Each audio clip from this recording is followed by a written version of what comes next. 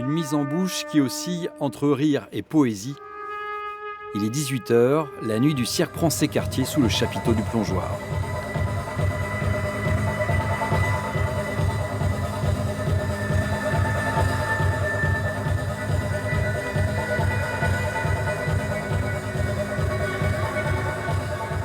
Il y a des formes très spectaculaires, des spectacles qui sont créés ou qui ont été créés, qui vont être joués comme ça pendant une demi-heure.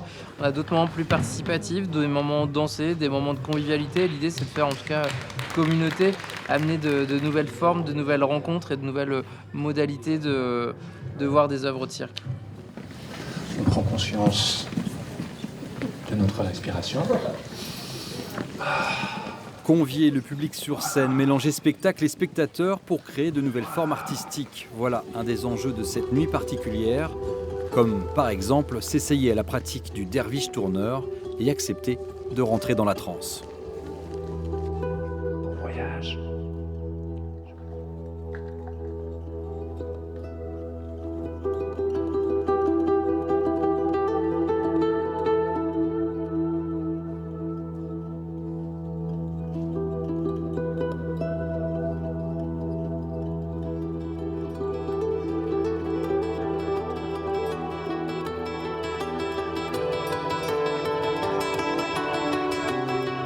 En fait, c'est venu progressivement la vitesse et c'était un peu, on va dire, très addictif. Et du coup, plus on tournait, plus on avait de tourner vite. Oui, on peut partir très très loin. Et sa voix, il nous laisse en même temps. On perd un peu les notions du temps, donc c'est assez impressionnant.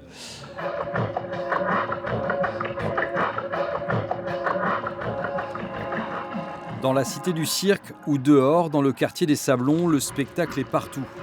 Au cœur de la nuit, l'atmosphère se modifie, la fatigue est partagée, la frontière entre le public et les artistes s'atténue. Qu'est-ce que ça fait de jouer tout d'un coup à 2, à 3, à 4, à 5, voire même le dernier spectacle qui est à 7h du matin. Et c'est assez intéressant parce qu'en fait ça nous déplace aussi nous et on est obligé de s'en emparer.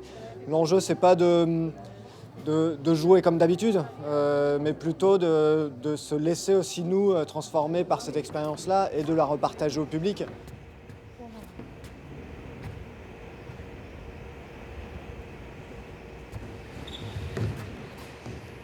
Il nous reste maintenant exactement 14 heures à vivre ensemble, en communauté. 14 heures que nous allons réellement passer de bons moments ensemble.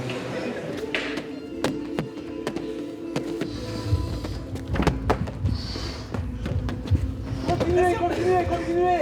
On va prendre une grande inspiration et on va faire ça en apnée.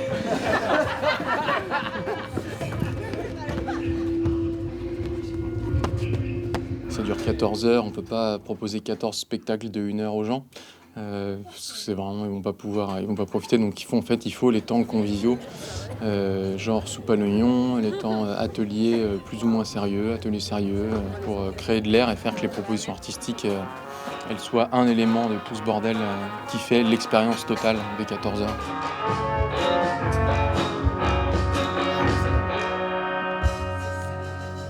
Allez, on y va, numéro 3.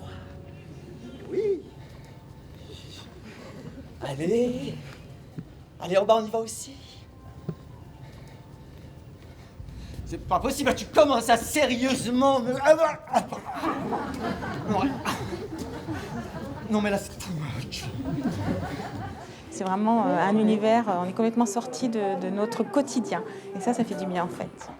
Tant qu'à faire quelque chose, bah autant faire ça. Ça au moins, ça sert à rien. Ça fait rien. Ça me fait juste du bien.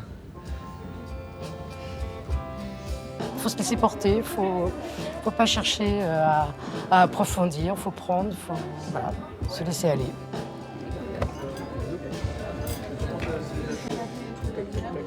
À 7h30, c'est déjà l'heure de se quitter. Malgré les petits yeux et la fatigue accumulée, la nuit se termine par un dernier spectacle pour la route. Je jette dans la main gauche, je tape sous la main gauche, j'attrape dans la main gauche. Je rends à la main droite, je lance, je tapote, j'attrape bas. Sur scène, 8 volontaires doivent apprendre chacun une séquence de jonglage. L'ensemble forme un iko, un poème jonglé dans la pure tradition des jongleuses des îles Tonga.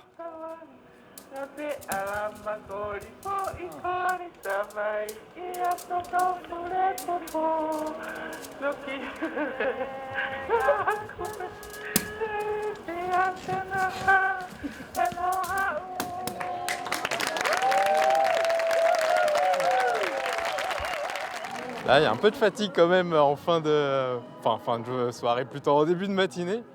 Mais ouais, ça s'est très bien passé. C'était une sacrée expérience et vraiment un beau moment en dehors du temps. On a tout misé là-dessus. On a tout misé sur l'idée de participer. Et je crois que c'était très beau ce spectacle à la fin où finalement 8 personnes du public ont appris cette phrase de jonglage. Je tenais vraiment à ce que ce spectacle soit à la fin de cette nuit et qu'on garde ce souvenir-là. Bref, quand il y a la déesse de la mort qui se pointe et qu'en fait elle est la déesse de tristesse, honte, échec, regret, on met la main au bon endroit, au bon moment et on s'en sort avec une pirouette.